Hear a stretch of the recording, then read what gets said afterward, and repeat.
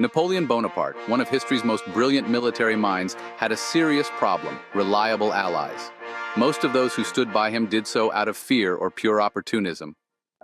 One of his longest-standing allies was Spain, a country that had supported France since Napoleon first took power in 1799. But in 1808, he turned on Spain, invaded it, and put his brother on the throne. This move didn't just create chaos, it played a massive role in his eventual downfall. So why did Napoleon betray Spain? What was he thinking? To understand this, we need to go back. Spain and France had been close since the War of the Spanish Succession, when the French-backed Bourbon dynasty took control of Spain. They had shared interests, and even though Spain wasn't exactly thrilled about Napoleon, they stuck by him, mostly because they feared what would happen if they didn't. But Spain was suffering. The loss of its fleet at Trafalgar in 1805 crushed its trade with the New World, making the country weaker and poorer. King Charles IV tried to play both sides, staying close to Napoleon, but keeping a safe distance in case things went south. His hope? That Napoleon's success would lead to Spain gaining British and Portuguese colonies. But Napoleon had a different plan.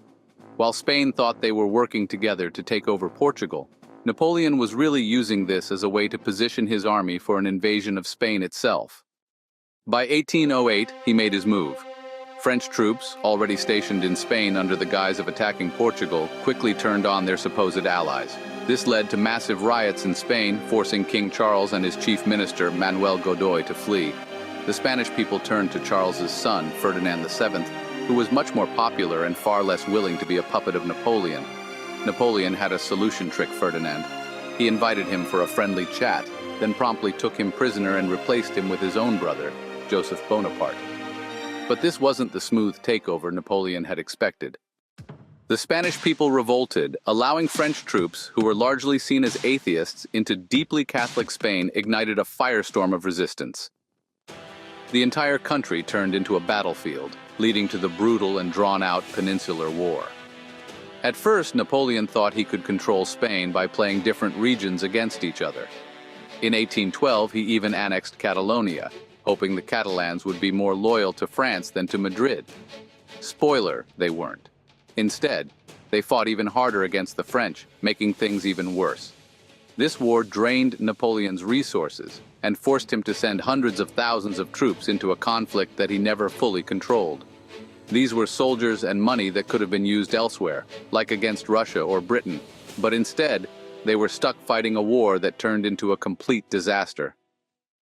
Spain eventually sided with the British, and by 1813, the French were kicked out. Ferdinand VII reclaimed the throne, and Spain would go on to be one of Napoleon's bitter enemies until his final defeat. Napoleon's betrayal of Spain was one of his biggest mistakes. What he thought would be a quick and easy power grab turned into a nightmare that bled his empire dry. It's a classic example of overreach, thinking he could control everything, only to lose more than he ever expected. In the end, Spain wasn't just another conquered territory. It was one of the nails in Napoleon's coffin.